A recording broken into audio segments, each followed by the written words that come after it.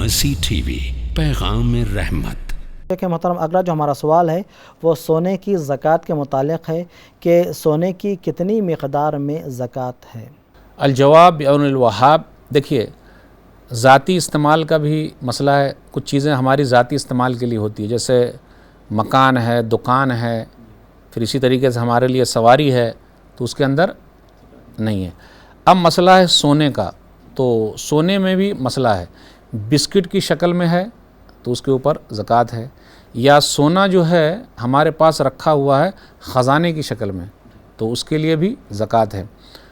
سونے کی اور شکلیں بھی بنتی ہے، تو ہم اپنے گھر پہ رکھے ہوئے ہیں تو اس پہ ہم کو زکوٰۃ دینا پڑے گا، لیکن لیول کتنا ہے؟ 85 گرام۔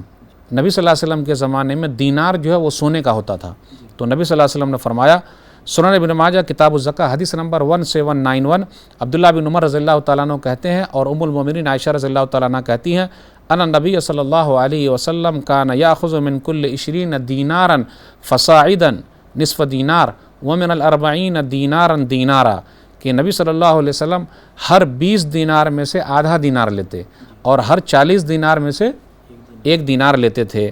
تو اس سے یہ پتہ چلا کہ 20 دینار جو سونے کا ہوتا ہے وہ 85 گرام ہے، تو جب سال گزر جائے تو 2.5 نکالنا ہے، اور سونے کا جو بھاؤ ہے 85 گرام کا وہ موجودہ ریٹ سے دیکھا جائے گا، اور وہی حساب سے اس کا نصاب ہوگا کہ موجودہ ریٹ اس کا کیا ہے، تو وہی حساب سے تولیں گے۔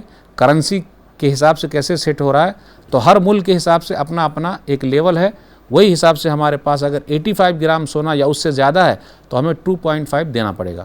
ھذا ما عندی واللہ عالم بالصواب۔ مرسی ٹی وی کے مزید ویڈیوز کے لیے ہمارے چینل کو سبسکرائب کریں اور بیل آئیکن کو کلک کرنا نہ بھولیں۔ جزاک اللہ خیر۔